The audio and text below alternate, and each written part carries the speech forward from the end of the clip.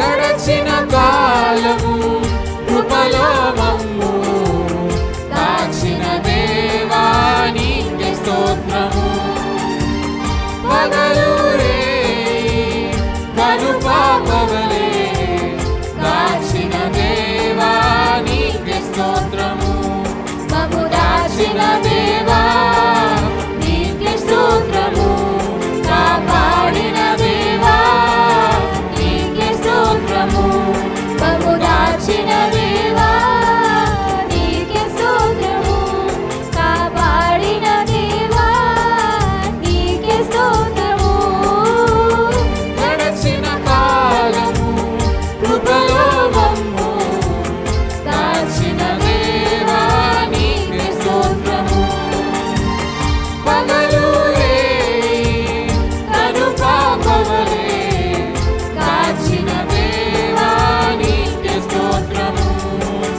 కలత చెందిన కష్టకాలమున కన్న తండ్రివై నన్ను ఆదరించిన కలుషము నాలో కానవచ్చిన కాదనక నన్ను కరుణించిన కలత చెందిన కష్టకాలమున కన్న తండ్రివై నన్ను ఆదరించిన కలుషము నాలో కానవచ్చిన కాదనక నన్ను కరుణించిన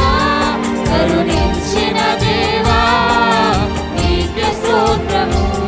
కాపాడిన దేవా నీకే స్తోత్రము. కరుణించిన దేవా నీకే స్తోత్రము. కాపాడిన దేవా నీకే స్తోత్రము. గడచిన కాలము కృపలో మమ్ము కాచిన దేవా నీకే స్తోత్రము. పగలు రేయి కనుపాపవలే కాచిన దేవా నీకే స్తోత్రము.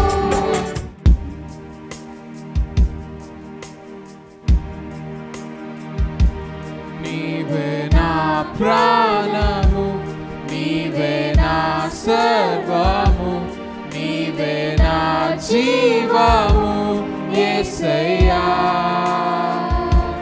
నీవే నా ప్రాణము నీవే నా సర్వము నీవే నా జీవము యేసయ్యా. మార్గం నీవే సత్యం జీవం నీవే జీవించుటకు ఆధారం నీవే. మార్గం నీవే సత్యం జీవం నీవే జీవించుటకు ఆధారం నీవే. అపాయము రాకుండా కాపాడు వాడవు నిన్ను నేను ఆరాధింతున్. అపాయము రాకుండా కాపాడు వాడవు నిన్ను నేను ఆరాధింతున్. నీవే నా ప్రాణము నీవే నా సర్వము నీవే నా జీవము యేసయ్యా. నీవే నా ప్రాణము నీవే నా సర్వము నీవే నా జీవము యేసయ్యా. వాక్యంలోనికి వెళ్దాం. సాధారణంగా మన జీవితాలు ఎప్పుడు కూడా క్రీస్తుని నమ్మినా క్రీస్తుని నమ్మకపోయినా కొన్నిసార్లు క్రీస్తుని నమ్మిన వారితోనే మనం మాట్లాడుకుందాం. ఎందుకంటే మన అందరం కూడా యేసుని నమ్మాం. కానీ నమ్మేమన్నా కంటే నాకేమనిపిస్తుంది అంటే ఆయన నమ్మాడు అనిపిస్తుంది. మనం నమ్మం కాదు, ఆయనే నమ్మాడు మనల్ని. హల్లెలూయా. ఆయన నమ్మాడని తెలిసి ఎక్కడో ఒక దగ్గర మనకి కనెక్ట్ అయ్యి సరే ప్రభువా నువ్వు నమ్మావు కదా, నీ చెయ్యి పట్టుకుంటానని ఆయన చెయ్యి అందించాడు. మనం చెయ్యిని జస్ట్ ఇచ్చాం. ఆ గొర్రె పిల్ల చూడండి, తప్పిపోతే అది ఏం అడగలేదు, భుజం మీద ఎక్కించుకుంటే ఎక్కించుకో అంది అంతే. ఇంకేం మాట్లాడలేదు, ఎక్కించుకో అంది. అందుకని మన ఇంపెర్ఫెక్షన్లో కూడా ఆయన నమ్మకత్వాన్ని చూపే దేవుడు. హల్లెలూయా. మన లోపాలలో కూడా ఆయన నమ్మకత్వాన్ని చూపిస్తూ ఉంటాడు. మన జీవితంలో చాలాసార్లు మన జీవితం క్రైస్తవులు అంటే మనకు అది అలవాటు అయిపోయి అదో పదం ఏంటంటే ఊత పదం అంటాం కదా, అలాగైపోయింది. యాక్చువల్గా క్రైస్తవుడు అంటే ఒక కింగ్డమ్ వ్యక్తి అనమాట, పరలోక రాజ్య సంబంధి. చూడండి, ఇప్పుడు మామూలు వ్యక్తికి మనకి తేడా ఏంటంటే మీరు ఎలా చూస్తున్నారు, ఏం తేడా ఉంది, ఆడు మేము ఒకేలా ఉందో అనుకుంటున్నారు. అలా కాదు, లోపల చాలా తేడా ఉంది. ఏంటంటే మామూలు వ్యక్తికి ప్రజెంట్లో ఉన్నాడు అనుకోండి, వాడు మామూలు వ్యక్తికి ప్రజెంట్ ఏం చెప్తుందంటే నీకు ఫ్లాష్ బ్యాక్ ఉంది, ఫ్యూచర్ ఉందని చెప్తుంది. కానీ ఇంకో విషయం కూడా చెప్తుంది, నాయనా నీకు ఫ్లాష్ బ్యాక్ ఉంది కానీ గతంలోకి నువ్వు వెళ్ళలేవని చెప్తుంది. అందరు ఇక్కడే ఉన్నారా? తర్వాత ప్రజెంట్ ఏం చెప్తుందంటే మామూలు వ్యక్తితో నువ్వు ఫ్యూచర్ ఉంది కానీ ఫ్యూచర్లోకి వెళ్ళలేవు, నేను తీసుకెళ్ళాలంటది.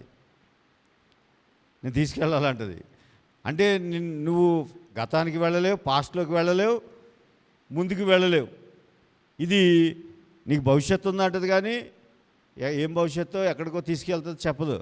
అలాగే నీ గతంలోకి కూడా వెళ్ళలేవు. కానీ క్రీస్తుని నమ్మితే నువ్వు గతాన్ని కూడా ఇప్పుడు అనుభవించవచ్చు. హల్లెలూయా, హల్లెలూయా. చూడండి, మీరు అనుకుంటున్నారు గతం ఇప్పుడు ఎలాగ అనిపిస్తామని. మొన్న 40 రోజులు ఏమనిపించారు మీరు? 2000 సంవత్సరాల క్రితం సిలువ వేయబడ్డాడు. ఆయనలో ఉన్న వ్యక్తి, ప్రతి వ్యక్తి సిలువను కూడా అనుభవించాడు 40 రోజులు. హల్లెలూయా.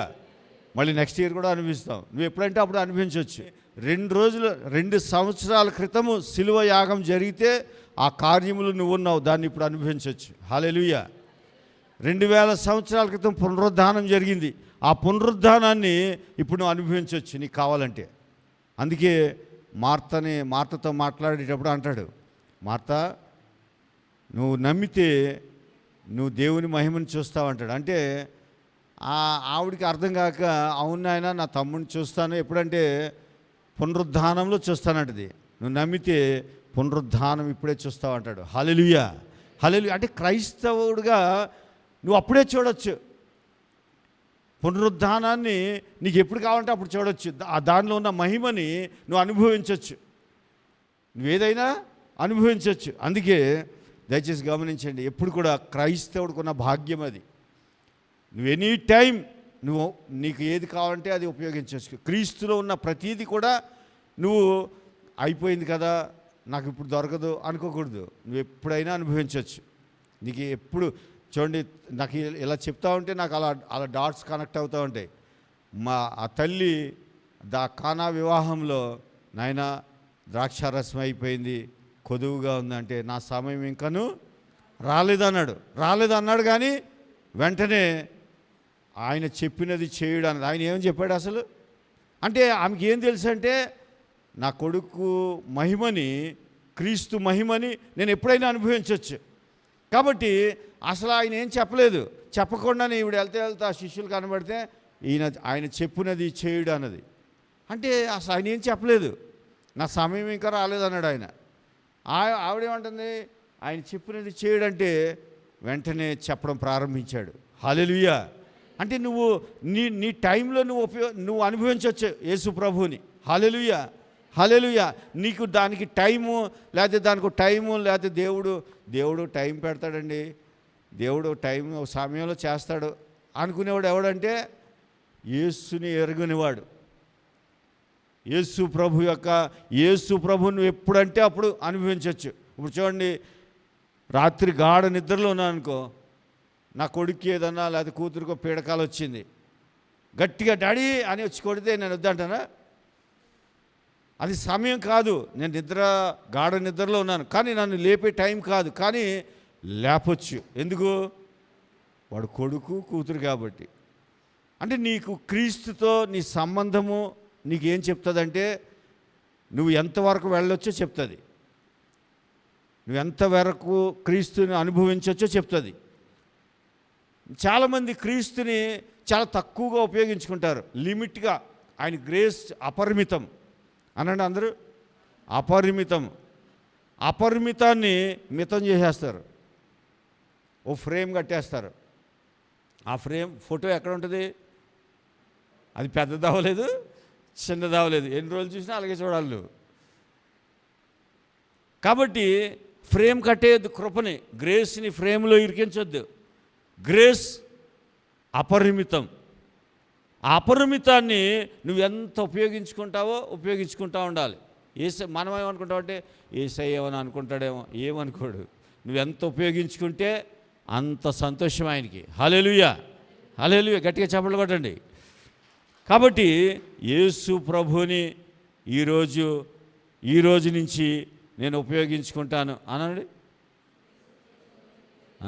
ఆయన కృపని నేను నిష్ప్రయోజనం చేయను.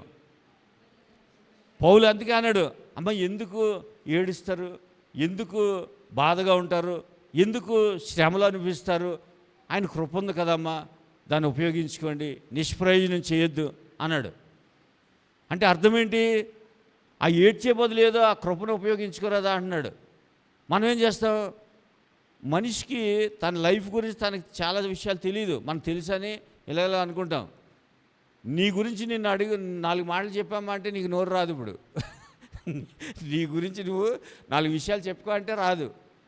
అందుకే నువ్వెవరు అంటే క్రీస్తు కృపను ఉపయోగించుకోవడం తెలియాలంతే నీకు. ఆయన కృపను ఉపయోగించుకోవడం రాక చూడండి, ఇప్పుడు నీకు డబ్బులు లేవని ఏడిస్తే డబ్బులు వస్తాయా? చెప్పాలి. ఏడిస్తే డబ్బులు వస్తాయా? పోనీ గట్టిగా నవ్వేవనుకో డబ్బులు వస్తాయా? రావు. నీకు డబ్బులు ఎప్పుడు వస్తాయంటే ఆయన కృప ఉందని తెలిస్తే డబ్బులు వస్తాయి. హల్లెలూయా. కృప అంటే ఏంటి? డబ్బులు లేనోడు నువ్వు, నీ దగ్గర సామర్థ్యం లేదు, సంపాదించుకునే అర్హత లేదు, ఉద్యోగం లేదు, ఏమీ లేదు. అప్పుడు ఆయన కృప ఉందని తెలిస్తే అనర్హులని పోషించే దేవుడు. హల్లెలూయా. నీకు అర్హత లేకపోయినా నిన్ను పోషిస్తాడు ఆయన. నీ లోపాల్లో కూడా నిన్ను నమ్ముతాడు ఆయన. నీ లోపాల్లో కూడా నిన్ను నమ్ముతాడు. నిన్ను నమ్మి నిన్ను పోషిస్తాడు. నీకు ఏం కావాలో చేస్తాడు. నేను చాలాసార్లు ఆలోచన చేస్తాను, నువ్వు నమ్మకస్తురాలు అనుకో, నువ్వు చాలా మంచోడు అనుకో, అప్పుడు దేవుడు ఆయన కృపను చూపించి ఏం చేస్తాడు నీకు? ఎందుకు? నీకేమైనా అవసరమా? ఇప్పుడు నీకు ఎప్పుడు కావాలి ఆయన కృప? నీ లోపాల్లో కావాలి. నీ లోపాల్లో నీ శక్తిహీనత ఉన్నప్పుడు, నీకు సామర్థ్యం లేనప్పుడు, నీకు అనారోగ్యంగా ఉన్నప్పుడు ఆయన కృప కావాలి. హల్లెలూయా. అందుకే ఆ పౌలు గారు ఏమంటాడంటే ఆయన కృపతోనే బ్రతుకుతానంటాడు. ఆయన కృప చాలంటాడు. అలాగని ఆయన డేరాలు కుట్టుకుంటా లేదా అంటే డేరాలు కుట్టుకుంటున్నాడు. కానీ దేంతో కుట్టుకుంటున్నాడు? ఆయన కృప ఉందని కుట్టుకుంటున్నాడు అంతే. హల్లెలూయా. అంటే నువ్వు ఏం చేసినా ఏం చేయాలి? ఆయన కృప ఉంది కాబట్టి చేస్తున్నా, ఆయన కృప ఉంది కాబట్టే మాట్లాడుతున్నా, ఆయన కృప ఉంది కాబట్టే డ్యూటీకి వెళ్తున్నా, ఆయన కృప ఉంది కాబట్టే నా పిల్లల్ని పోషించుకుంటున్నాను, ఆయన కృప ఉంది కాబట్టే నా బిడ్డలు మంచి ఉన్నత స్థితిలో ఉంటారు. ఇలా అనుకోవాలి. అంటే ఆయన కృపతోనే బ్రతకాలి నువ్వు. వేరే ఆయన నమ్మకత్వంతో బ్రతకాలి. అలా అని నేను నమ్మకంగా ఉండొద్దా అంటే ఉండు. ఎంతవరకు ఉంటావో అంతవరకే ఉంటావు. మళ్ళీ రోజు ఉంటామా అంటే రోజు ఉండవు. ఎప్పుడో మనకు అనిపిస్తుంది మన మన మన మైండ్లో ఆయన నమ్మకత్వాన్ని చూపించాక ఒక రోజు అనిపిస్తుంది, ఇంత నమ్మకంగా ఉంటున్నాడు నా పట్ల, నా లోపాల్లో కూడా ఆయన నమ్మకంగా ఉంటున్నాడు, కాబట్టి నేను కూడా నమ్మకంగా ఉండాలి అనిపిస్తుంది. అనిపించి ఒక రోజు ఉంటావు, మళ్ళీ రెండో రోజు ఏదన్నా ప్రాబ్లం వస్తే ఉండవు. కానీ ఆయన ఎల్లప్పుడూ నీతో నమ్మకంగానే ఉంటాడు. హల్లెలూయా, హల్లెలూయా. ఆయన నమ్మకత్వంలో ఎక్కడ కూడా ఈ సంవత్సరం మన ప్రామిస్ ఏంటి? God's faithfulness. ఆయన నమ్మకత్వంతో బ్రతకాలి. ఇది మన చర్చికి ఇచ్చిన వాక్యం. దయచేసి ఈ రోజున ఒక అధ్యాయంలో కొన్ని విషయాల్ని మనం మాట్లాడుకుందాం. ఇప్పుడు దయచేసి గమనించండి. ఈ అధ్యాయం యేసు ప్రభు మాటలు చూస్తే ఎక్కడైనా పౌలు గారైనా మీరు కృపని నిష్ప్రయోజనం చేయొద్దు, లేకపోతే మీరు అలా ఉండండి ఇలా ఉండండి అన్నాడేమో, కానీ ఇటు గ్రేస్ గురించి రాస్తూ కూడా ఆయన రాశాడు. కానీ యేసయ్య అసలు ఎక్కడా కూడా నువ్వు ఇలా ఉండు అలా ఉండు అనలేదు. ఆయన అనలేదు అసలు. నాకు అందుకే ఆ సువార్తల్లో యేసు ప్రభువారు మాట్లాడిన మాటలు, ఆ కృపా వాక్యము అసలు నీకు మదికి అందదు. ఆయన ఆలోచన నీ పట్ల మన పట్ల ఏమై ఉన్నదో అది అసలు అర్థం కాదు. ఇంకా ఏ భక్తుడైనా ఈ బైబిల్లో ఎక్కడైనా ఒక చోట రాస్తాడు నువ్వు ఇలా ఉండు అలా ఉండు అంటాడు, కానీ యేసు ప్రభువారు మాత్రం ఎక్కడ నీకు షరతులు పెట్టలేదు. ఆయన ఎంతవరకు ఆయన కంపాషన్ చూపించేవాడు, ఆయన కనికరం, ఆయన దయ, ఆయన గ్రేస్, ఆయన లవ్, ఆయన నమ్మకత్వం అవే చూపించేవాడు. ఎక్కడ నాకు అనిపిస్తుంది, ప్రభా నీకు ఇంత ఓర్పు ఎక్కడిది మా పట్ల, ఎందుకు మా పట్ల ఇంత ఓర్చుకుంటావు నువ్వు అంటే ఏమో తెలీదు, ఆన్సర్ లేదు. కానీ ప్రేమిస్తూనే ఉంటాడు. చూడండి, ఆ మార్క్స్ వార్తలో చాలా విషయాలు రాయబడి ఉంటాయి 6వ అధ్యాయంలో. అయితే మనం అంతా మనం సెర్చ్ చేయలేం, కానీ ఒక విషయం 30వ వచనం నుంచి కొన్ని విషయాల్ని నేను చెప్తా ఉంటాను, జాగ్రత్తగా విందాం. శిష్యుల్ని ఆ అధ్యాయం ప్రారంభంలో మనం గమనిస్తే 7వ వచనంలో ఏం చేస్తాడంటే, శిష్యులను తన యొద్దకు పిలిచి వారిని ఇద్దరిద్దరిగా పంపించాడు. ఎక్కడికి చెప్పాలి? సువార్త చెప్పడానికి పంపించాడు. నా నామములో మీరేం చేయాలి? అద్భుతాలు చేయాలి, సువార్త ప్రకటించాలి, పరలోక రాజ్యం గురించి చెప్పాలి, ఆశ్చర్య కార్యాలు చేయాలి, చనిపోయిన వాడిని లేపాలి, కుంటివాడిని బాగు చేయాలి, ఇవన్నీ చెప్పి పంపించాడు. జాగ్రత్తగా గమనించండి, ఈ వ్యక్తులు పంపించాడు.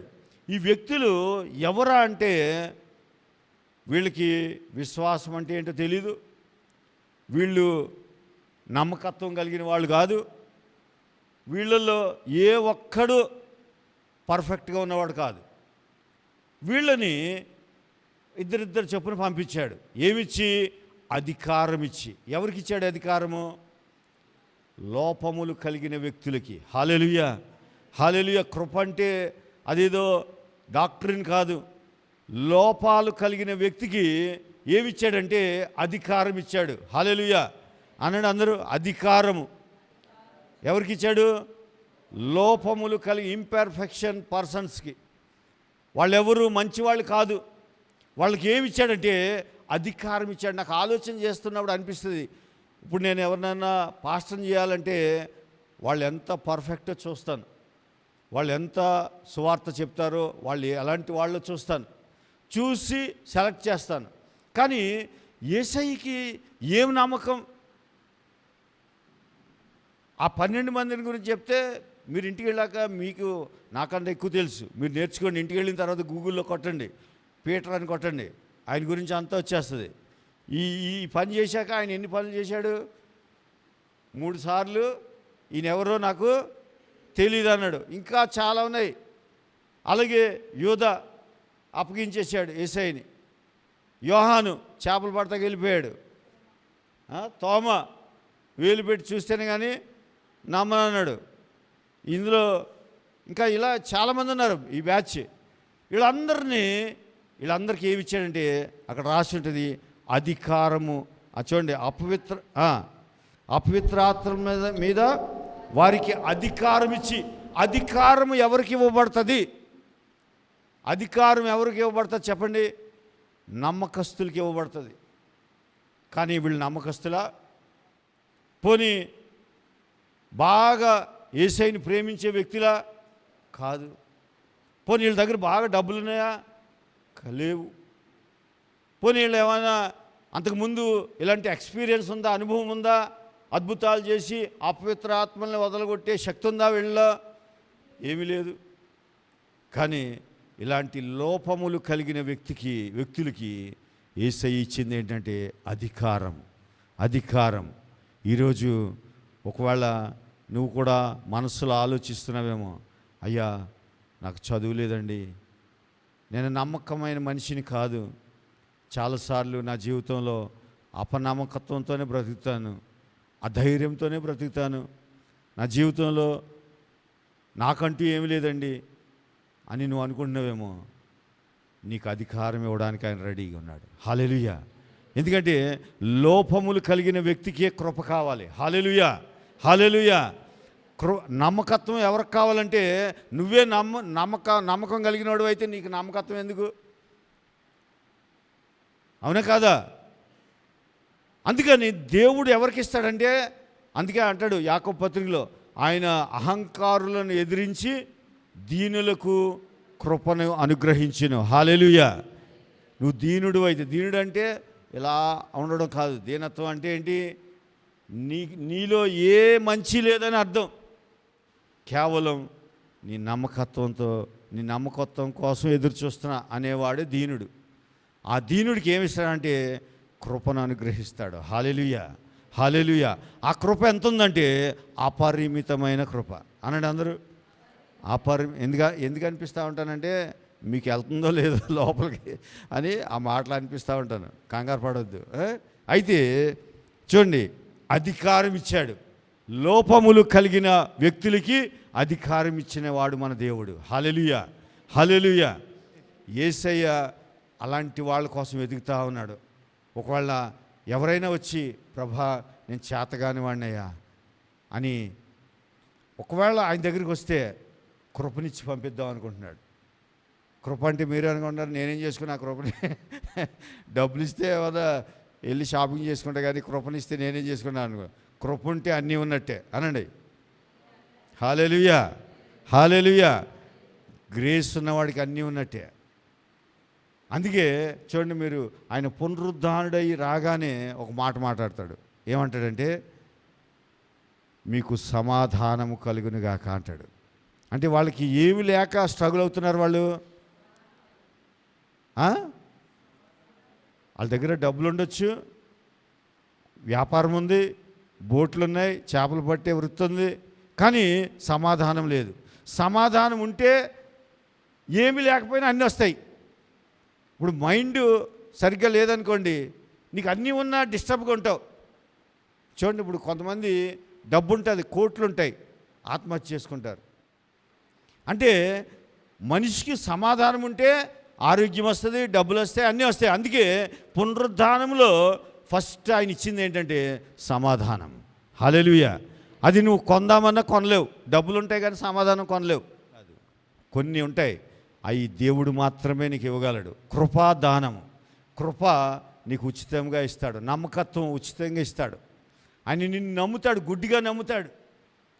చూడండి, అధికారం ఇచ్చాడు. అధికారం ఇచ్చి తర్వాత ఆయన ఏమన్నాడంటే, మీరు ప్రయాణం కొరకు చేతికర్రను తప్ప రొట్టెనైనను సంచిలో సొమ్మైనను తీసుకొనక, జూలెనైనను సంచిలో సొమ్మునైనను తీసుకొనక చెప్పులు తొడుగుకొనడనియు రెండంగీలు వేసుకొనవద్దనియు వారికి ఆజ్ఞాపించాను. అయ్యా ఇదేంటయ్యా, మమ్మల్ని ఊరికి వెళ్ళమన్నావు, అన్ని ఊర్లు తిరిగి రమ్మన్నావు, అరే డబ్బులు లేకపోతే టికెట్ ఎలా అంటే, నేను నా కృప ఉంది నీకు. హల్లెలూయా. ఇప్పుడు వెళ్ళేది ఎవరు నమ్మకత్వంతో వెళ్తున్నాడు? యేసయ్య నమ్మకత్వంతో వెళ్తున్నాడు. హల్లెలూయా. అంటే వారు బ్రతికే విధానం ఎలా నేర్పించాడు? నా నమ్మకత్వంతో బ్రతకండి మీరు. నీ డబ్బులతో కాదు, నీ బట్టలతో కాదు, నీ జ్ఞానంతో కాదు, నీ నమ్మకత్వంతో నువ్వు బ్రతకొద్దు. నువ్వు అద్భుతాలు చేయడానికి వెళ్ళాలి, కానీ ఎలా వెళ్ళాలంటే నీదంటూ ఏముండకూడదు. యేసయ్య నమ్మకత్వంతో బయలుదేరాలి. హల్లెలూయా. నిజంగా మీకు ఏం అర్థమైంది? కానీ నాకు చదువుతుంటే అనిపించింది, ప్రభువా మరి సువార్తకి వెళ్ళమన్నావు, నన్ను పాస్టర్ అవ్వమన్నప్పుడు కూడా బహుశా ఈ రెవల్యూషన్ ఇచ్చాడేమో నాకు. చర్చ్ ఎక్కడ పెట్టాలో తెలియదు నాకు. తెలియక రోజు కారు వేసుకుని ఈ నాగారం నుంచి మా కళ్యాణ్ గారు, మా పండు ముగ్గురు కలిసి కారు వేసుకుని అలా గట్కేస దాకా వెళ్ళేవాళ్ళం. ఎక్కడన్నా ఏదైనా బిల్డింగ్ టూలెట్ కనబడితే ఫోన్ చేసేవాళ్ళం. చేస్తే వాడు అనేవాడు, దేనికంటే చర్చ్ అంటే చర్చ క్రిస్టియన్స్కి అయితే ఏమన్నా అనేవాడు. సరే ఒకడు ఇస్తాననేవాడు, కానీ ఎస్ఎఫ్టీ ఎంత అంటే అది లెక్కేస్తే 80,000 ఇది రెంట్. ఓ బాబు ఇది ఎక్కడ గొడవరా అని అదంతా తిరిగి లాస్ట్కి సికింద్రాబాదులో ఒకటి కనబడింది, అక్కడ పెట్టేశాం. అంటే నాకు నాదంటూ ఏం లేదు, నాకు విశ్వాసులు లేరు, ఎవరు లేరు. మా కుటుంబం మేమే బయలుదేరాం. వెళ్ళి సికింద్రాబాద్లో 8 నెలలు పెట్టాను. 8 నెలలు పెట్టాక అనుకోకుండా ఈ దేవుడు ఈ బిల్డింగ్ని చూపించాడు. అందుకని మనం ఎప్పుడు కూడా కృప మీద బ్రతకాలి. అంతేగాని ప్లానింగ్తో వెళ్ళావంటే అది నీది, ఫెయిల్ అవ్వచ్చు, పాస్ అవ్వచ్చు. దొంగకి ఏం ఆలోచన ఉంటుందంటే దొంగతనం చేయాలి. దొంగతనం చేశాడు. ఆ దొంగతనం ఎలాంటిదంటే వాడి జీవితంలో చేయని దొంగతనం ఏంటంటే రాజ్యమును దొంగతనం చేశాడు. హల్లెలూయా. ఇక వాడి జీవితంలో కొదువు ఉండదు. అందుకే ఏదున్నా నువ్వు యేసయ్య దగ్గర ఆయన కృపలో తీర్చేసుకోవాలి. నీకు ఏ ఆశ ఉన్నా ఆయన కృపలో తీర్చుకోవాలి.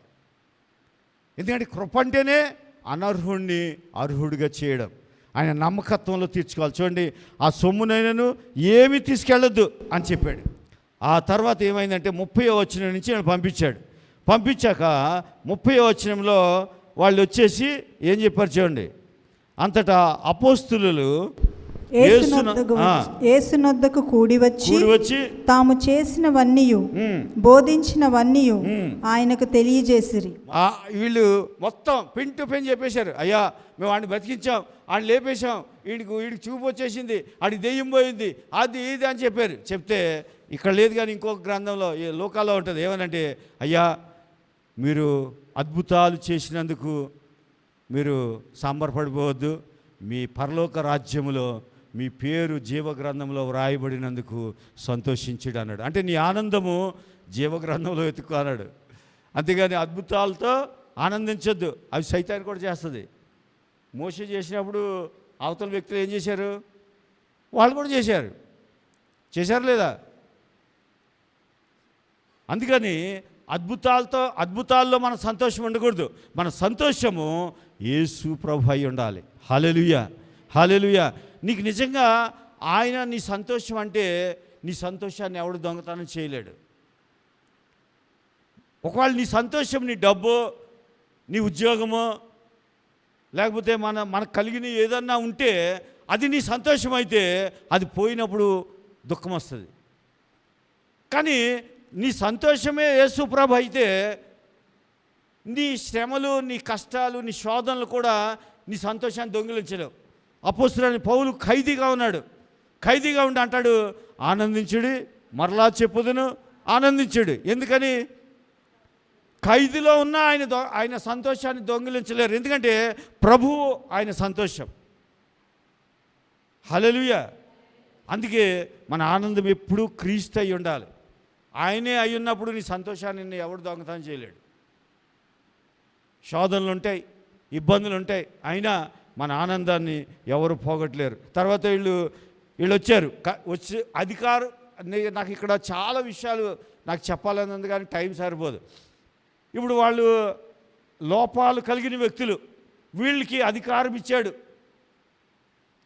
మనదంతా ఎలా ఉంటుందంటే, ఒరే కుక్కని సింహాసనం ఎక్కించకూడదు రే అంటాం. కానీ దేవుని కృప, ఆయన నమ్మకత్వం ఎలాంటిదంటే కుక్కని సింహాసనం ఎక్కించినా బాగు చేసుకుంటాడు ఆయన. హల్లెలూయా.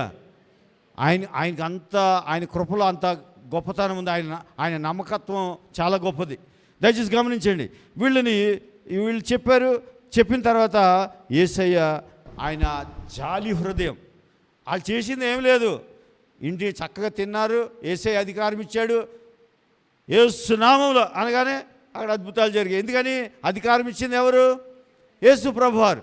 కాబట్టి జరిగితే ఆయన ఏమన్నారు చూడండి, అప్పుడు ఆయన మీరేకాంతముగా, అయ్యా మీరు చెప్పింది చాలు నాయన, ఇంకెవరికి చెప్పకండి, ఈ మినిస్ట్రీ ఇక్కడితో ఆపేయండి, ఇంకెవరికి చెప్పొద్దు. కానీ ఇప్పుడు మీరు ఏం చేయాలి?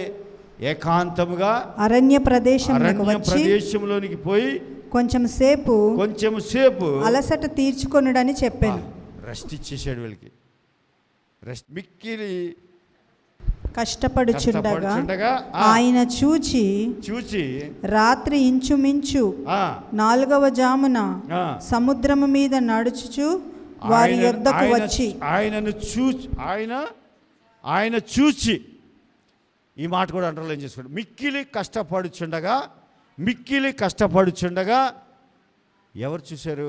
ఇప్పుడు అక్కడ 12 మంది ఉన్నారు, ఒకడు కష్టపడుతున్నాడు అనుకో, మిగతా 11 మంది చూస్తలేదు, ఆడు కష్టపడుతున్నాడు. ఆయన చూచి అన్నాడు. అందరూ ఎవరు చూస్తున్నారు?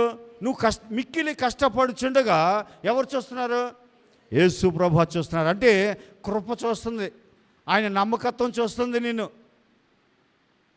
నువ్వు అనుకున్నావు, ప్రభా నేను ఇంత పాస్టర్ గారు చాలాసార్లు చెప్పే ఉంటారు, మార్త ఏమన్నది, నీకు చింత లేదా? ఏం లేదు, చింత లేదా నేను ఇంత కష్టపడుతుంటే? అంటే ఇక్కడ ఏం రాస్తుందంటే మిక్కిలి కష్టపడుచుండగా ఆయన చూచి. హల్లెలూయా.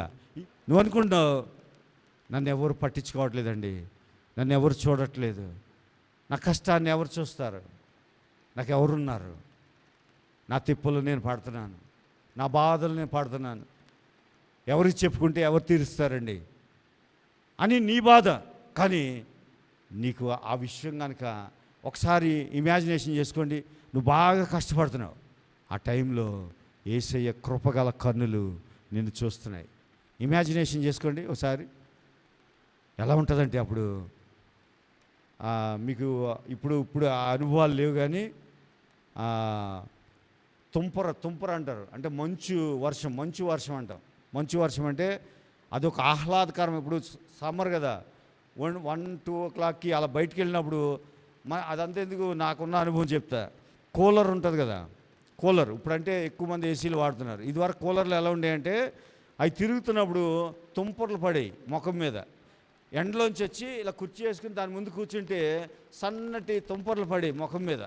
పడితే ఎంత రిలీఫ్గా ఉంటుందంటే వాటి కోసం ఎదురు చూస్తూ ఉంటాం, ఆ తుంపర్ల కోసం. నువ్వు మిక్కిలి కష్టపడుచుండగా ఆ తుంపర్లైన యేసు కృప నీ మీద నిన్ను చూస్తుందని నీకు తెలిస్తే ఆ రిలీఫ్ వచ్చేస్తుంది నీకు. హల్లెలూయా, హల్లెలూయా. ఎంత రిలీఫ్ అంటే కృపామయుడు నన్ను చూస్తున్నాడు, నమ్మకం కలిగిన యేసు ప్రభువారు నన్ను చూస్తున్నాడు. నేను మిక్కిలి కష్టపడుతున్నాను, కానీ నన్ను చూస్తున్నది ఎవరంటే నన్ను నమ్మిన దేవుడు, కృపగలవాడు నా వైపు చూస్తున్నాడు. ఈ విషయం నీకు తెలిస్తే నీకు ఎలా ఉంటుందంటే, మనం ఇంటికి వచ్చి వాడే డైలాగులు, వాళ్ళు ఏమైనా పిల్లలు కానీ భార్య కానీ ఏమైనా అడిగిందనుకో, అడిగితే మీకు ఏం తెలుసురా నేను ఎంత కష్టపడుతున్నాను, నా కష్టం మీకు తెలియదురా, నా బాధలు మీకు తెలియదురా, నేను చెప్పుకోలేక అలా ఉంటున్నాను రా, ఇలాగ అనేస్తాం మనం. కానీ నీ కష్టమంతా చూసేది ఎవరంటే ఆయన చూస్తా ఉన్నాడు. నా కష్టం మీకు తెలియదు అంటాం పిల్లలకి, తల్లిదండ్రులు అంటాం, లేకపోతే భార్యని అంటాం, నా కష్టం నీకు ఏం తెలుసు అని. కానీ నీ కష్టం ఆయనకి తెలుసు. హల్లెలూయా. చెప్పండి, నా కష్టము యేసయ్యకి తెలుసు. హల్లెలూయా. ఆయన చూస్తున్నాడు. కృపగల నమ్మకం కలిగిన ఆ కన్నులు నిన్ను చూస్తున్నాయి. చూడండి, ఆయన చూచి రాత్రి ఇంచుమించు 4వ జామున. చూడండి, ఇప్పుడు నువ్వు కష్టపడుతున్నావు, నీకు ఎవరో వచ్చి సహాయం చేయాలని ఉంటుంది కష్టంలో, కానీ ఎవరో రారు. ఎప్పుడు వస్తారంటే, ఇప్పుడు మనకి మతం ఏం నేర్పిందంటే, సరే ఎవరు రారు, కనీసం దేవుడైనా వస్తాడు అనుకుంటాం మనం, అవునా కదా? కానీ మతం అలా నేర్పింది. కానీ నువ్వు దేవుణ్ణి అడగకపోయినా వస్తాడు, ఎందుకంటే ఆయన నమ్మకం కలిగిన దేవుడు. నిన్ను నమ్మాడు, నువ్వంటే ఇష్టం, నువ్వంటే ప్రేమ, నిన్ను ఎవరు చూడకపోయినా ఆయన చూశాడు. చూసి కామ్గా కూర్చాడు ఆయన. అందరూ చూసి బాగా కష్టపడుతున్నాడు, భలే కష్టపడుతున్నాడు అనుకోవచ్చు, కానీ ఆయన మాత్రం చూసి తట్టుకునేవాడు కాదు. ఆయన చూసి నువ్వు పిలిస్తే వచ్చేవాడు కాదు, నువ్వు పిలవకపోయినా వస్తాడు. హల్లెలూయా. ఆయన నమ్మకత్వం అంటే అది. వచ్చి ఆయన చూసి రాత్రి ఇంచుమించు 4వ జామున సముద్రము మీద నడుచుచు వారి యొద్దకు వచ్చి వారిని దాటిపోవలనని ఉండెను. ఆయన సముద్రం మీద నడుచుట వారు చూచి ఇప్పుడు యేసయ్య ఎవరిని చూశాడు చెప్పాలి? మిక్కిలి కష్టపడే వ్యక్తుల్ని యేసు ప్రభువారు చూశారు. ఇప్పుడు యేసు ప్రభువారు చూసి వాళ్ళ దగ్గరికి వచ్చాడు. వీళ్ళు ఎవరిని చూస్తున్నారు చెప్పండి? ఏమనుకోరు, యేసయ్య ఏమనుకోడు. ఎవరిని చూస్తున్నారు? భూతాన్ని చూస్తున్నారు వీళ్ళు. అక్కడ రాసింది కదమ్మా, భూతమని తలంచి కేకలు వేసిరి. వాళ్ళు ఎవరిని చూశారు? యేసయ్య ఎవరిని చూశాడు? మిక్కిలి కష్టపడుతున్న తన బిడ్డలను చూశాడు. కానీ ఆ కష్టాల నుంచి గట్టెక్కిద్దామని యేసయ్య వచ్చాడు. యేసయ్య వస్తే వీళ్ళు యేసయ్యని ఎలా చూస్తున్నారు? భూతం అని చూస్తున్నారు వీళ్ళు. కొన్నిసార్లు యేసయ్య వచ్చి నిన్ను కాపాడదాం అనుకుంటాడు, కానీ నీకు ఇష్టం ఉండదు, నీకే ఇష్టం ఉండదు, నువ్వే వద్దనే టైప్ మనం. చూడండి, ఇప్పుడు ఆయన వచ్చి వాళ్ళు కాపాడదామని వచ్చాడు. వారు చూసి భూతమని తలంచి కేకలు వేశారు. అమ్మో దెయ్యం దెయ్యం దెయ్యం. ఎవరిని పట్టుకుని? జీవాధిపతిని పట్టుకుని, వాళ్ళ కష్టాల నుంచి గట్టెక్కించే వాడిని పట్టుకుని ఏమంటున్నారు? ఇప్పుడు ఇలా భూతం, యేసు ప్రభువుని పట్టుకుని భూతం అనేవాడిని యేసయ్య ఎందుకు కాపాడాలి చెప్పండి? స్ట్రైట్గా మాట్లాడుకుందాం. ఇప్పుడు వాళ్ళు ఏమన్నారు? వాళ్ళు ఏం మంచి మాటలు మాట్లాడలే. వాళ్ళకి ఫస్ట్ నుంచి మీకు చెప్పుకుంటూ వచ్చాను, వాళ్ళు ఇంపర్ఫెక్షన్ పీపుల్, అంటే లోపములు కలిగిన వ్యక్తులు. వాళ్ళకి అధికారం ఇచ్చాడు, వాళ్ళకి భోజనం పెట్టాడు, వాళ్ళకి రెస్ట్ ఇచ్చాడు. వాళ్ళు వెటకారం చేశారు, ఈ డబ్బులు పెట్టిపోయి రొట్టెలు ఎక్కడ తేవాలని. అలాంటి వాళ్ళని కూడా ఏమనకుండా 12 గంపలు రొట్టెలు చేపలు ఇచ్చాడు. అంటే గ్రేస్ నువ్వు ఆపలేవు. హల్లెలూయా. కృపని, ఆయన నమ్మకత్వాన్ని నీ జీవితంలో నువ్వు ఆపలేవు అంతే. అంటే నీ లోపాలు ఆయన కృపను ఆపలేవు, ఆయన నమ్మకత్వాన్ని ఆపలేవు. అర్థమైన వారు గట్టిగా హల్లెలూయా చెప్పండి. హల్లెలూయా. అర్థమైన వారు కూడా చెప్పారు లేదు? అందరికి అర్థమైందా? హల్లెలూయా. అంటే నీ లోపములు, నీ ఈ అధ్యాయం చదివితే వాళ్ళ లోపాలు, వాళ్ళ స్థితిగతులు, వాళ్ళు ఏమి కూడా యేసు ప్రభు ప్రేమని, ఆయన నమ్మకత్వాన్ని, ఆయన కృపని ఏది కూడా ఆపలేదు. హల్లెలూయా. సముద్రానికి వెళ్ళాం మొన్న మేము. తరంగం మీద తరంగం వస్తుంది, అలల మీద అలలు వస్తున్నాయి. ఆ అలని ఎవడు ఆపుతాడు చెప్పండి? మా సునాద వాళ్ళు వెళ్ళి ఇలా అంటున్నారు. ఇలా అంటుంటే అది ఆగుతుందా చెప్పండి? ఇలా అడ్డం పెడుతున్నారు, ఆగుతుందా అలని? అది వచ్చేలోపు ఇంకొక అల వచ్చేస్తుంది. అంటే నువ్వు చెబితే రాదు అది, దానికి ఒక నియమం పెట్టాడు దేవుడు, వస్తుంది అంతే. అలాగే నీ పట్ల యేసయ్య కృపకి ఒక నియమం ఉంది. ఏంటంటే నువ్వు ఆపలేవు దాన్ని, నీ లోపాలు ఆపలేవు. నువ్వు అనుకుంటున్నావు నేను ఏదో పరిశుద్ధుడిని కాబట్టి దేవుడు నాకు తోడుగా ఉన్నాడండి, నేను నమ్మకంగా ఉన్నాను కాబట్టి నాకు తోడుగా ఉన్నాడండి. నీ నమ్మకత్వం అంటాడు కదా, నీ నీతి మురికి గుడ్డతో సమానం అంటాడు. ఎప్పుడు కూడా నువ్వు అనుకోవచ్చేమో, మేబీ పాస్టర్ గారు రాంగ్ టీచింగ్ చేస్తున్నారేమో, పాస్టర్ గారు మేము ఇలా ఉండాలి అలా ఉండాలని చెప్పాలి, కానీ ఇదేంటి ఇలా చెప్తున్నారని. నేను ఎలా ఉండాలన్నా నువ్వు అలాగే ఉంటావు. కాబట్టి నేను ఒకటే నిర్ణయించుకున్నాను, యేసు ప్రభు ఎవరో నీకు తెలియచేయాలి. నువ్వెవరో నాకు అనవసరం, కానీ యేసయ్య ఎవరో నీకు చెప్పాలి అంతే. యేసు ప్రభు గుణం తెలిస్తే, పేతురు పత్రికలో ఉంటుంది, ఆయన గుణాతిశయం నీకు తెలిస్తే నీకు జీవమునకును భక్తికిని ఇంకోటి ఏదో ఉంటుంది, ఆ 3 నీకు వచ్చేస్తాయి. అందుకే ఆయన గుణమును నీకు చెప్తున్నాను. ఆయన గుణం ఏంటంటే నీ పట్ల నమ్మకస్తుడు ఆయన. హల్లెలూయా. హల్లెలూయా. నీ పట్ల ప్రేమ కలిగిన వాడు. దయచేసి గమనించిన, ఆయన గుణాన్ని నువ్వు క్యాప్చర్ చేసుకుంటే, అడాప్ట్ చేసుకుంటే చాలు నీ జీవితానికి. ఎప్పుడు కూడా జ్ఞాపకం ఉంచుకోండి, ప్రభా నీ గుణము తెలుసుకోవాలని ఉంది, నువ్వెంత మంచివాడువో తెలుసుకోవాలని ఉంది. ఎప్పుడు కూడా ఇలా ప్రార్థన చేయొద్దు, ప్రభా నేను ఎంత మంచిదాన్నో చూడు ఆయన అనకూడదు. ప్రభా నీ మంచితనం అంతా నాకు చూపించిన ఆయన. మోషే ఏమడిగాడు చెప్పండి? నీ మంచితనం చూడాలని ఉందయ్యా. మోషే అనొచ్చు కదా, ప్రభా నేను ఎంత మంచివాడిని కొంచెం చెప్పిన ఆయన, వీళ్ళందరికీ చెప్పిన ఆయన అనొచ్చు కదా. ఆయనకి తెలుసు ఆయన ఎంత మంచివాడు అంటే కోపం వచ్చేకుండా నరికేశాడు. చెప్పండి, ఒకడిని చంపేశాడు. చంపేయడం అంటే ఏంటి? మన భాషలో మర్డర్ చేశాడు. ఆయన ఇళ్ళు ఏమంటాడు? నా గురించి చెప్పిన ఆయన అంటే ఏం చెప్తాడు యేసయ్య చెప్పండి? నా కుమారుడు మోషే చిన్న మర్డర్ చేశాడు, ఏమనుకో అంటాడా? అందుకే మోషేకి తెలుసు, ప్రభా నీ మంచితనం చూడాలని ఉంది. హల్లెలూయా, హల్లెలూయా, హల్లెలూయా. నీ మంచితనం చూడాలని ఉందయ్యా. ఒకసారి చూపించిన ఆయన. అది చూస్తే నా జీవితం చాలు. నా మంచితనం కాదు నాయన, నన్ను చూసుకుంటే అంతా అదే. మనం పద్యం చదువుతాం చిన్నప్పుడు, మేడి పండు చూడు మేలిమయుండు, పొట్ట విప్పి చూడు పురుగులుండు. మన జీవితం అలాంటిది. కానీ క్రీస్తులను ఉంటే క్రీస్తు, అందుకే ఆయన మంచితనాన్ని వినడానికి చర్చికి రావాలి. ఆయన ఎంత గొప్పడో చూడండి. ఇప్పుడు ఈ అధ్యాయం అంతా ఎక్కడ వాళ్ళ మంచితనం కనబడదు, యేసయ్య మంచితనమే, ఆయన నమ్మకత్వమే. వారు ఆ కేకలేశారు. ఇప్పుడు కేకలేసిన వాడికి హెల్ప్ చేస్తాడు ఎవడన్నా? ఇప్పుడు నేను హెల్ప్ చేద్దామని వచ్చానండి మీ ఇంటికి. అందరు ఇక్కడే ఉన్నారా? నేను హెల్ప్ చేద్దామని మీ ఇంటికి వచ్చాను. నన్ను చూసి మీరు ఈ దెయ్యం వచ్చాడు అన్నారు అనుకో, నేను మీకు హెల్ప్ చేస్తానా? చెప్పండి. చెయ్యి, వీళ్ళకి చేసిన ఒకటి కుక్క చేసిన ఒకటి అన్నట్టుగా వెళ్ళిపోతావు. అవునా కాదా? ఇప్పుడు నన్ను తిట్టారనుకోండి, మీకు హెల్ప్ చేద్దామని వచ్చాను. సపోజ్ మీరు బాధలో ఉన్నారని ఏమన్నా హెల్ప్ చేయడానికి వచ్చాను అనుకోండి మీ ఇంటికి. ఏంటండి మీ చర్చికి వస్తే కనీసం పలకరించరు, మీరు మాట్లాడరు, మీ చర్చికి వస్తే మీకు చాలా ఇది, మేము అంటే గుర్తే ఉండదు, మేమంటే లెక్కే ఉండదు అన్నాడు అనుకో, జేబులో డబ్బులు కూడా బయటికి తీయలేక. ఎందుకు? నేను వచ్చింది ఎందుకు? మీకు హెల్ప్ చేయడానికి. కానీ మీరు ఏమన్నారు? నువ్వు మంచివాడు కాదన్నారు. అనగానే నేనేం చేస్తాను? ఈ రావు బయటికి, దేవుడు మిమ్మల్ని దీవించిన కాక అంటాను, వెళ్ళిపోతాను. కానీ యేసయ్యని భూతం అన్నారు. భూతం అంటే ఓకే, నేను భూతాన్ని, కానీ మీరు నా బిడ్డలు నాన్న అన్నాడు.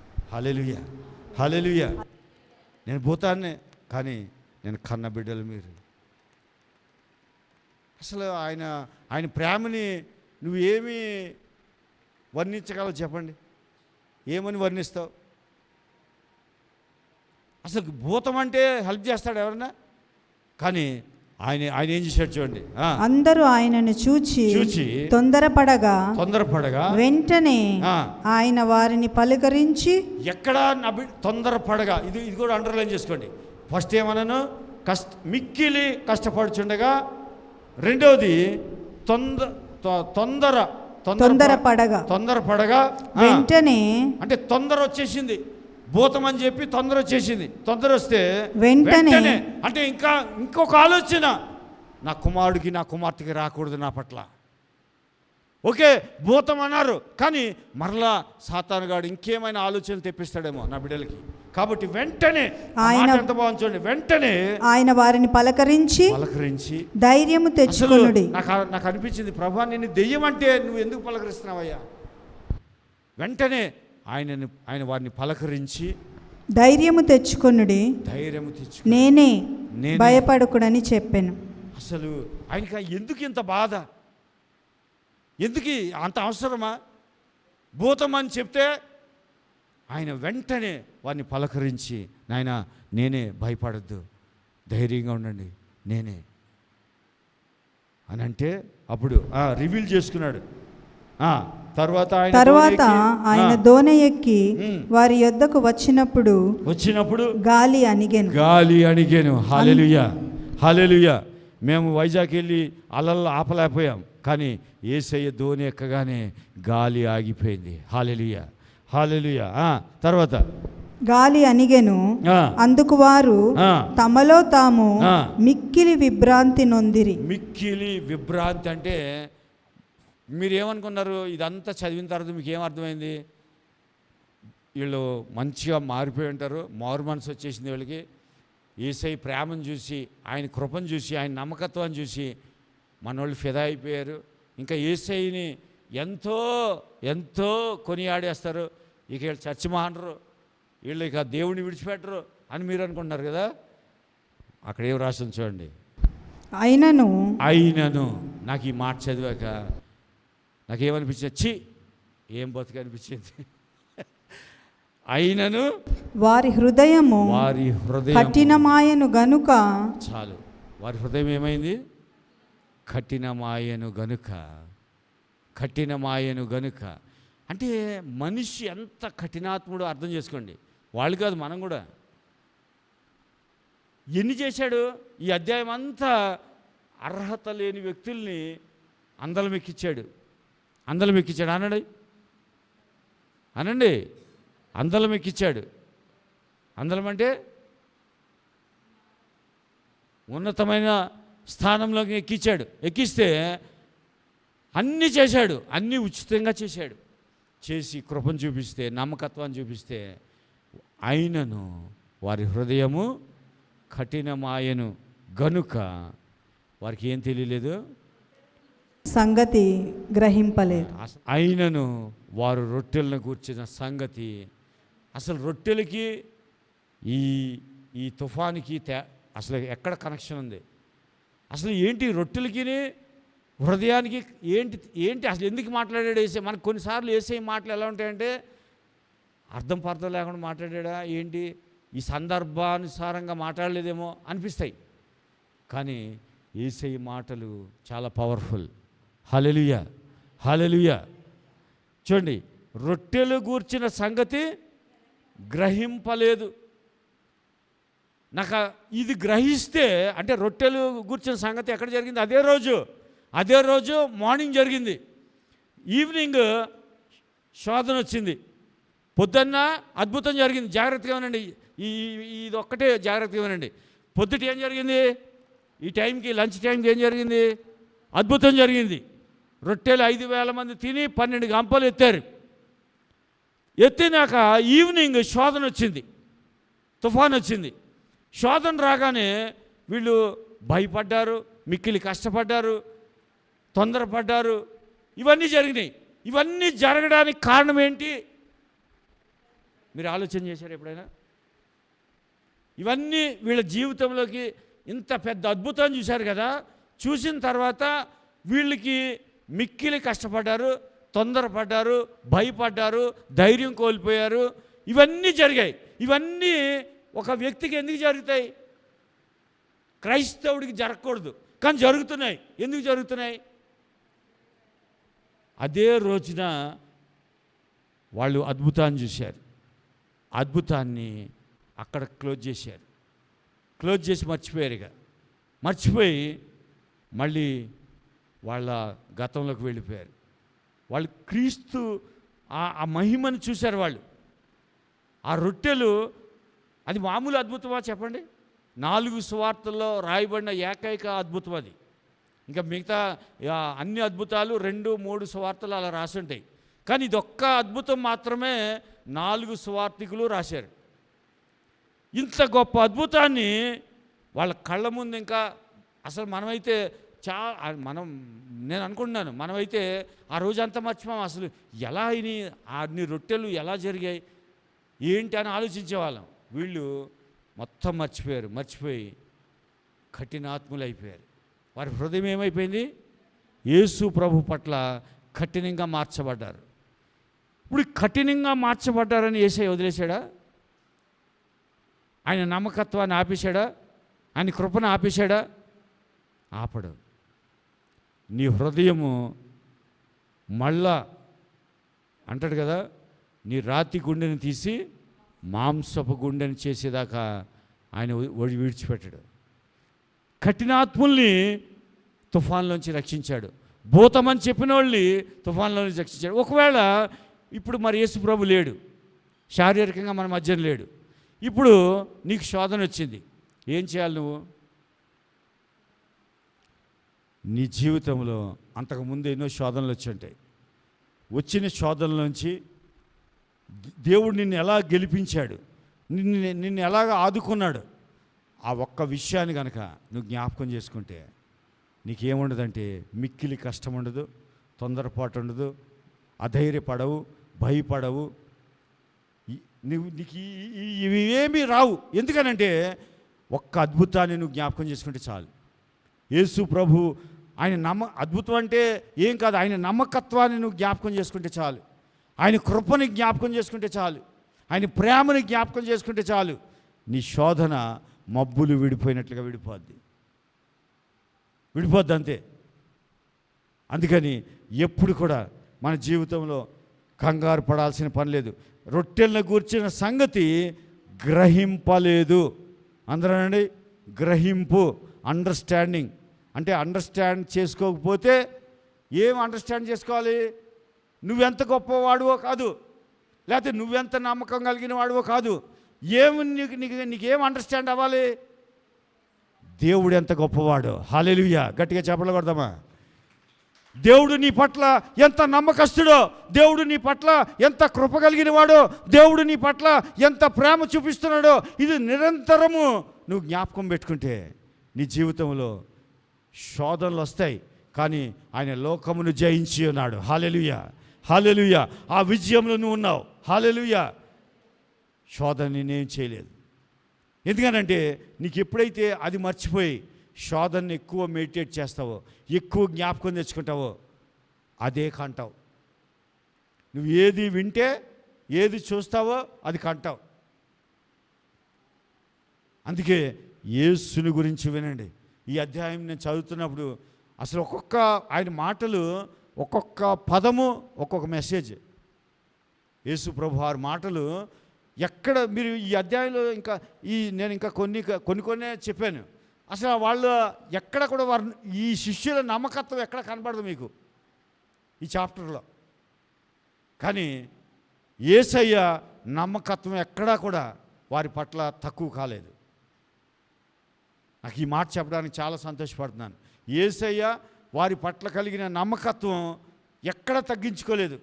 వారి లోపాలను బట్టి ఆయన విసుక్కోలేదు, వారి అవిధేయతను బట్టి ఆయన వదిలేయలేదు.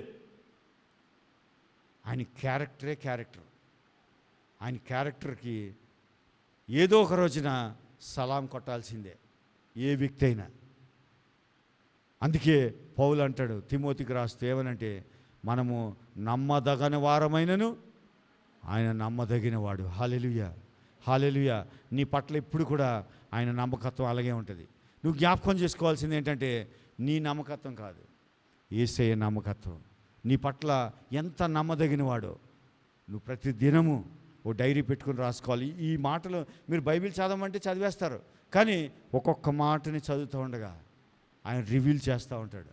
ఆయన ప్రేమ అసలు ఆయన ఒక్కొక్క మాటలో మనమైతే పిచ్చ తిట్లు తిట్టేస్తాం. ఈ అధ్యాయంలో ఆ శిష్యులు చేసిన పనులకి చాలా తిట్లు తిట్టేస్తాం, బీపీ వచ్చేస్తుంది మనకైతే. ఆయనకి ఎక్కడ ఏ బీపీ రాలేదు. ఆయన ఎంత చక్కగా మాట్లాడుతున్నాడంటే, అందరూ ఆయన చూసి పోతామంటే ఆయన ఏమన్నాడంటే, ధోని ఎక్కి నిమ్మలమైంది. తర్వాత ఆయన అంటున్నాడు, ధైర్యం తెచ్చుకొనిడి, నేనే, భయపడకుడి అని. ఆయన విభ్రాంతిని అణిగిపోయింది, అంత శోధన పోయింది. పోయాకైనా మారు మనసు పొందుతారంటే ఏమీ లేదు. ఈ మారు మనసు పొందిన వాళ్ళ చేత దేవుడు అద్భుతాలు చేయించాడు. ఇలాంటి నేను ముందు అధ్యాయం స్టార్టింగ్లో చెప్పాను, వీళ్ళని ఎక్కడికి పంపించాడు చెప్పాలి. అపవిత్ర ఆత్మలు, దెయ్యాలు, జబ్బులు, రోగాలు అన్నీ వదలగొట్టడానికి వీళ్ళు పంపించాడు. వీళ్ళు ఎవరు? లాస్ట్కి వచ్చేసరికి ఎవరు వీళ్ళు? కఠినాత్ములు. చెప్పండి, ఎవరు వీళ్ళు? కఠినాత్ములు. ఈ కఠినాత్ములతో ఏం చేయించాడు?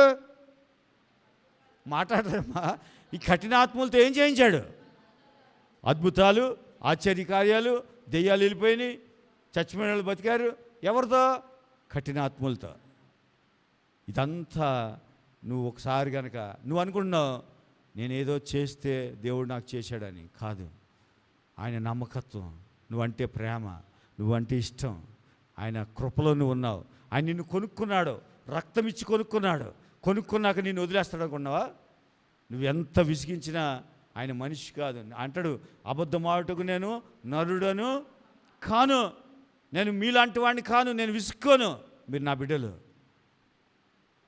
కాబట్టి కఠినాత్ములతో అద్భుతాలు చేయించిన దేవుడు నీతో నాతో చేయించడా?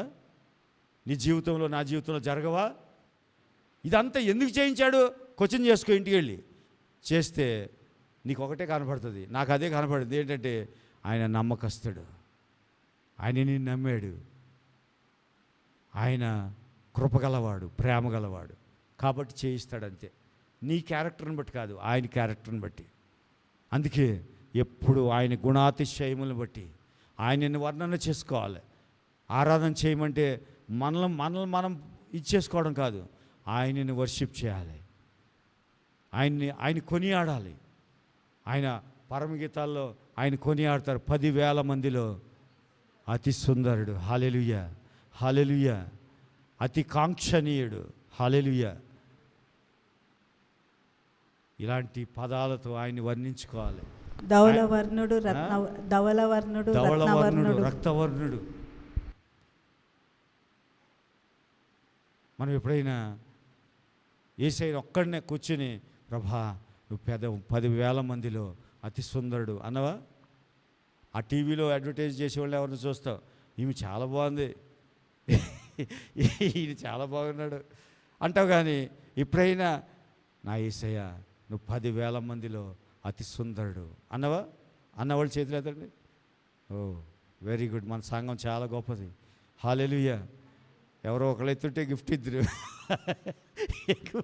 ఎక్కువ మంది లేపారు, మంచిది, వెరీ గుడ్.